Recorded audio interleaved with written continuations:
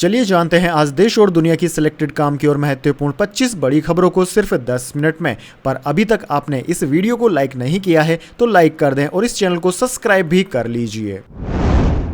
सरकार ने port Blair का नाम श्री विजयपुरम किया। अमित शाह बोले, यह गुलामी के प्रतीकों से मुक्ति, बोस और सावरकर जैसों के संघर्ष का स्थान है। जी हां दोस्तों, सरकार ने शुक्रवार को केंद्र शासित प्रदेश अंडमान और निकोबार आइलैंड की राजधानी पोर्ट ब्लेयर का नाम बदलकर श्री विजयपुरम कर दिया है।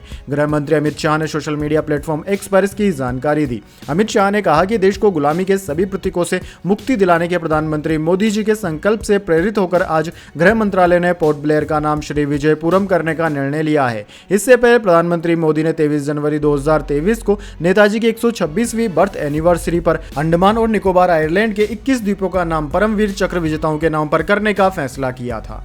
चलिए दोस्तों, जान लेते हैं अगली खबर। कश्मीर के किश्तवाड़ा में एनकाउंटर, सेना का जवान शहीद, 3 अन्य घायल, सुरक्षा बलों ने जेश के 3 आतंकवादियों को घेरा। जी हां दोस्तों, जम्मू कश्मीर में किश्तवाड़ा के चंचतूरू में शुक्रवार को आतंकवादियों और सुरक्षा बलों के बीच मुठभेड़ में सेना का 1 जवान शहीद हो गया और 3 घायल हो गए। यहाँ 3 आतंकवादियों को सुरक्षा बलों ने घेर लिया है। मुठभेड़ अभी भी चल रही है। इलाके में जैश ए मोहम्मद के 3 आतंकवादियों की मौजूदगी की खुफिया सूचना मिलने के बाद सुरक्षा बलों ने तलाशी अभियान शुरू किया था, तभी मुठभेड़ हुई। घायल जवानों को अस्पताल ले जाया गया है। चलिए दोस्तों, जान लेते हैं अगली खबर। जेल की सलाखें केजरीवाल का हौसला कमजोर नहीं कर सकती। तिहाड़ से रिहाई के बाद बीजेपी पर बरसे दिल्ली के मुख्यमंत्री। जी हां दोस्तों, दिल्ली के सीएम अरविंद केजरीवाल तिहाड़ जेल से रिहा हो गए हैं। जेल से बाहर आने के बाद उन्होंने आम आदमी पार्टी के नेताओं और कार्यकर्ताओं को संबोधित करते हुए कहा कि लाखों लोगों ने मेरे लिए दुआ की थी। उन लाखों लोगों की दुआओं की वजह से आज मैं बाहर आया हूं। केजरीवाल ने बीजेपी पर हमला बोलते हुए कहा कि इन लोगों ने मुझे जेल में डाल दिया। इन लोगों को लगा कि केजरीवाल को जेल में डाल देंगे तो मेरे हौसले टूट जाएंगे, लेकिन मेरे हौसले और मेरी ताकत 100 गुना ज्यादा बढ़ गई है। उन्होंने कहा कि इनकी जेल की मोटी मोटी दीवारें, इनकी जेल की सलाखें केजरीवाल के हौसले को कमजोर नहीं कर सकती है। दरअसल दोस्तों, आपकी जानकारी के लिए बता दें, केजरीवाल को सीबीआई केस में भी जमानत मिल गई है। इससे पहले उनको ईडी केस में जमानत मिली थी। चलिए दोस्तों, जान लेते हैं अगली खबर। दलित वोटर्स पर नजर, राहुल पर निशाना। महाराष्ट्र में संविधान विरोधी भावनाओं से निपटने को बीजेपी ने बनाई नई रणनीति। जी हां दोस्तों, महाराष्ट्र में हाल ही में हुए लोकसभा चुनाव में मिली करारी हार के बाद भाजपा के नेता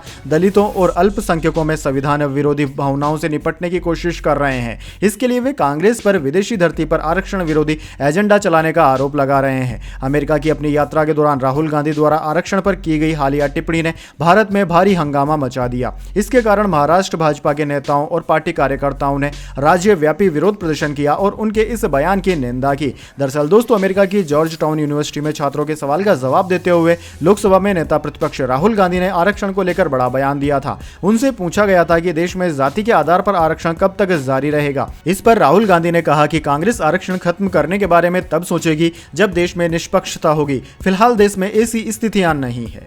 चलिए दोस्तों, जान लेते हैं अगली खबर। निधन के 13 साल बाद किसान नेता महेंद्र सिंह टिकैत को गिरफ्तार करने पहुंची मुजफ्फरनगर पुलिस। जी हां दोस्तों, किसानों की लड़ाई लड़ने वाले चौधरी महेंद्र सिंह टिकैत की मृत्यु के 13 साल बाद कैराना कोर्ट ने एक मामले को लेकर उनकी गिरफ्तारी का नोटिस जारी कर दिया। नोटिस को लेकर उस समय बखेड़ा खड़ा हो गया जब मुजफ्फरनगर जनपद की भोरा कला थाना पुलिस इस नोटिस को लेकर सिसोली गांव में स्थित टिकैत परिवार के घर गिरफ्तारी करने पहुंच गई। इस नोटिस को लेकर स्वर्गीय चौधरी महेंद्र सिंह टिकैत के पोते चरण सिंह टिकैत ने सवाल खड़ा करते हुए शासन प्रशासन के साथ न्यायपालिका की भी बड़ी चूक होना बताया है। दोस्तों, आपको बता दें, शामली जनपद के कांधला में रोड जाम करने के एक पुराने मामले में भारतीय किसान यूनियन के संस्थापक और अध्यक्ष रहे स्वर्गीय चौधरी महेंद्र सिंह टिकैत सहित कई लोगों के कोरोना कोर्ट ने गैर जमानती वारंट जारी किए हैं।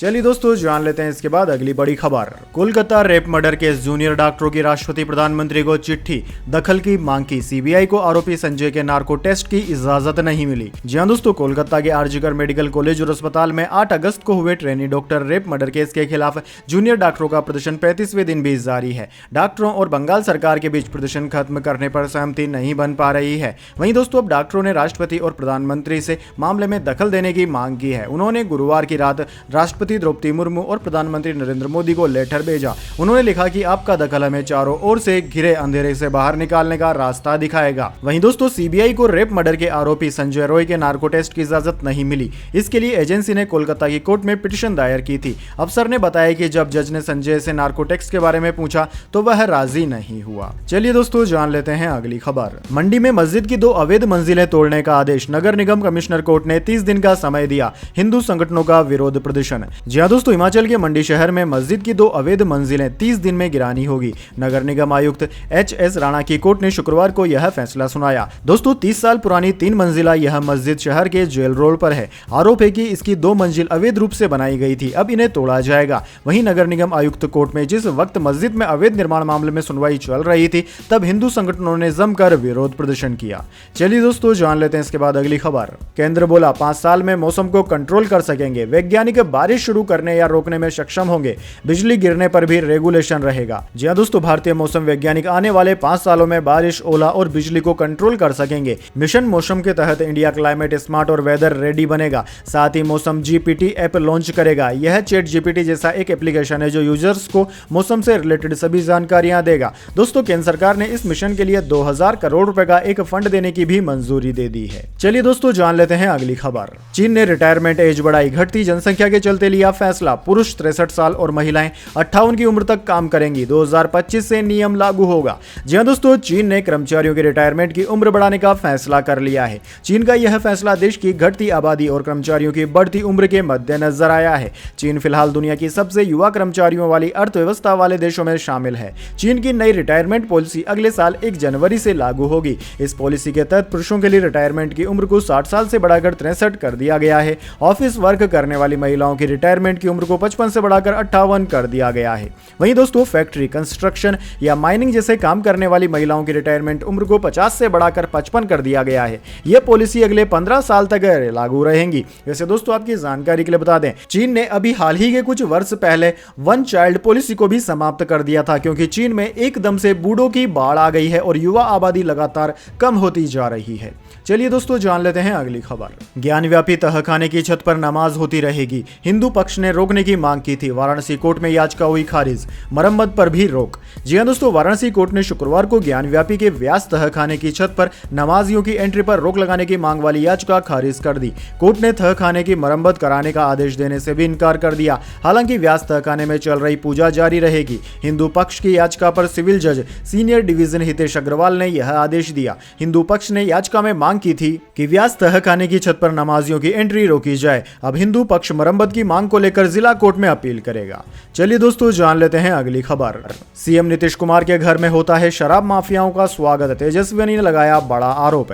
जी हां दोस्तों, बिहार के मुख्यमंत्री नीतीश कुमार पर तेजस्वी यादव ने गंभीर आरोप लगाया है। दरअसल दोस्तों, तेजस्वी यादव का कहना है कि नीतीश कुमार के घर पर शराब माफियाओं का जमकर स्वागत होता है। तेजस्वी यादव का आरोप है कि शराब माफिया बिहार में मुख्यमंत्री के घर पर बैठे रहते हैं, जबकि दोस्तों बिहार में शराब बंदी है। चलिए दोस्तों, जान लेते हैं इसके बाद अगली खबर। अयोध्या राम मंदिर का शिखर 120 दिन में तैयार होगा। अगले 6 महीने में बन जाएगा राम मंदिर। जयपुर में तैयार हुई सप्त मंदिर की मूर्तियां। जी हां दोस्तों, आपने बिल्कुल सही सुना। अयोध्या का 3 मंजिला राम मंदिर फरवरी 2025 तक पूरा बनकर तैयार हो जाएगा। मंदिर का शिखर निर्माण सबसे ज्यादा चैलेंजिंग है। इसका काम अक्टूबर में शुरू होगा और 120 दिन में पूरा होगा। शिखर तैयार करने की डेडलाइन दिसंबर 2024 थी, लेकिन अब इसमें 2 महीने का समय अधिक लगेगा। परिसर में बन रहे सप्त मंदिर की मूर्तियां जयपुर में तैयार की जा रही है। वहीं ऋषि मुनियों की मूर्तियां दिसंबर 2024 तक लग जाएगी। अयोध्या में भवन निर्माण समिति की बैठक हुई। राम मंदिर समिति के चेयरमैन नृपेंद्र मिश्र ने कहा कि फर्स्ट फ्लोर की फर्श और वायरिंग का काम आखिरी पड़ाव पर है। सेकंड फ्लोर की छत की ढलाई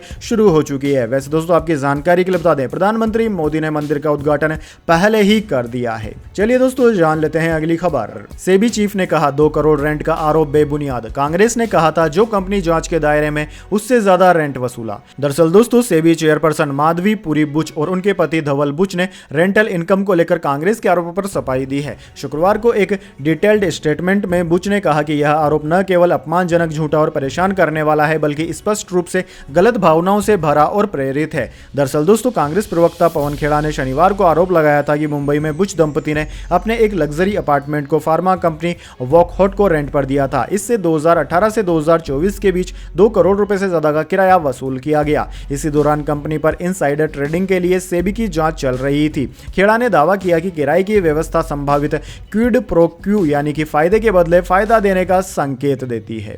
चलिए दोस्तों, जान लेते हैं इसके बाद अगली बड़ी खबर। मणिपुर के 5 जिलों में ब्रॉडबैंड इंटरनेट से बैन हटा। मोबाइल इंटरनेट पर 15 सितंबर तक प्रतिबंध रहेगा। छात्रों के प्रदर्शन के बाद सरकार का फैसला। जहां दोस्तों, मणिपुर सरकार ने शुक्रवार को 5 जिलों में ब्रॉडबैंड इंटरनेट सर्विस पर लगे बैन को हटा दिया। हालांकि मोबाइल इंटरनेट पर लगा प्रतिबंध 15 सितंबर तक जारी रहेगा। मणिपुर में अचानक बड़ी हिंसक घटनाओं के बाद राज्य सरकार ने 10 सितंबर को 5 दिन के लिए इंटरनेट बैन लगाया था। वहीं दोस्तों सितंबर महीने की शुरुआत में कुकी उग्रवादियों ने मेतई इलाकों में ड्रोन और रॉकेट से हमला किया था। इसमें 2 लोगों की मौत हो गई थी जबकि 10 से ज्यादा लोग घायल हुए थे। इसके बाद इम्फाल में मेतई समूह के छात्रों ने प्रदर्शन किया था। छात्रों ने राजभवन पर पत्थरबाजी भी कर दी थी। पुलिस ने भी आंसू गैस के गोले छोड़े थे, जिसके बाद यह सारे प्रतिबंध लगा दिए गए थे।